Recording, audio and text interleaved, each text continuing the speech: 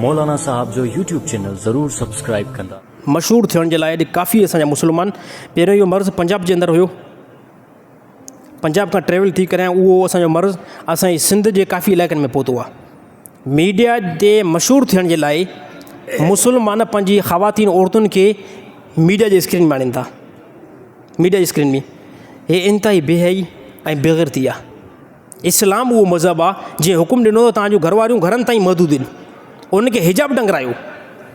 बाक़ी उनखे जेकॾहिं पूरे मुल्कनि खे ॾेखारियो था न, पोइ सर हे गैरत न आहे, इनखे गैरत न चइबो।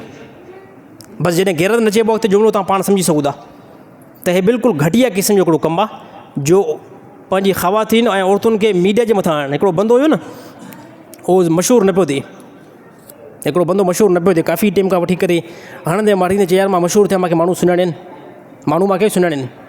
त असांजे हुनखे टैलेंट बि न हुयो को क़िस्म जो। टैलेंट हुजे त बंदो मशहूरु थिए। त पोइ हुन अची करे हिकिड़ी ॻाल्हि पंहिंजी ज़हन जे अंदरि रखी, यार हिकिड़ो तरीक़ो आहे मां मशहूरु थी सघां थो। उहो कहिड़ो तरीक़ो? अची करे ऐलान कयईं बाक़ाइदे वॾे हिकिड़े आवाज़ सां, चए कुतो जेको आहे हिलाल आहे, कुतो हलाल आहे, क़ुर ऐं हदीस जे रूह सां मां साबित कंदुमि, चैलेंज पूरी दुनिया जे मुफ़्तिन खे। अचे कोई ऐं मुनाज़रो कंदासीं, पर चौंक ते मुनाज़रो कंदासीं। अची करे साईं मुफ़्तिन हैरान थिया, यार हे कहिड़े क़िस्म जो बंदो आहे, ज़ालिम कहिड़ी थो ॻाल्हि करे। ऐं ॻाल्हि लड़कारे ॾिसो, लड़कारे छा थो चए, चौंक ते मुनाज़रो कंदासीं, चौंक ते। माना इन ॻाल्हि जे अंदरि पावर थी सघे थो, तव्हां पाण वधीक सम्झी सघो था। जंहिं बंदे वटि को दलील हुजे त उहो इहा ॻाल्हि कंदो न। त अची करे उलमा साईं महिनत में लथा, ॾाढो हेठि किताबु खोलियो, सभु किताब खुली विया। अची साईं मुकमल क़ुर जी तफ़सीरुनि खे खोलियऊं, फ़िक़ी किताब मसाइलनि खे खोलियऊं, हदीसुनि खे खोलियऊं, सभु किताब कंप्लीट करे रखियऊं, किथे बि न मिलियो। पोइ उलमा चयो त हिन बदमाश खे हाणे न छॾिणो, चए हाणे चौंक ते मुनाज़रो सिलेक्ट कर जंहिं तारीख़ ते। चए ठीकु आहे, फ़िलाणी तारीख़ आहे, फ़िलाणी तारीख़ ते सभु उलमा पहुची वञिजो चौंक ते। जॾहिं फ़िलाणी तारीख़ थी, स्टेट लॻी, स्टेट ते ॾिठो त उलमा ॾिठो त बदमाश पहिरियों हे वेठो आहे, हिकिड़े पासे हिकिड़ो वेठो, ॿिए पासे सभु उलमा वेठा आहिनि। अची करे चयोसि दलील ॾे, हाणे दलील ॾे। असां दलील ॾियूं था कुतो जेको आराम आहे, ऐं हदीस जे रूह सां बि ऐं क़ुर जी बि रूह सां।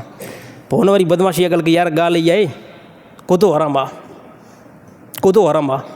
उलमा चयो ज़ालिम भेण ज़ालिम, हेॾो सारो उम्मत खे परेशान कई, असांखे परेशान कई, महीने खां वठी असां किताब खोलियूं था, हे असांखे परेशान कई। यार हिकिड़ी ॻाल्हि हुई, काफ़ी ज़माने खां मां मशहूरु न पियो थियां, काफ़ी ज़माने खां मां मशहूरु न पियो थियां, हाणे अलहमदुलिल्लाह मां मशहूरु थी वियो आहियां। हाणे ॻाल्हि बसि करे छॾियमि न, कुतो हराम आहे त हराम आहे, कुतो हराम आहे त हराम आहे। पोइ काफ़ी माण्हू जेको मशहूरु थियण जे लाइ अहिड़ा बि कम जेको आहे कनि था। अलाह ताला तमामु मुस्लमान खे सम्झ नसीब अता फ़रमाए।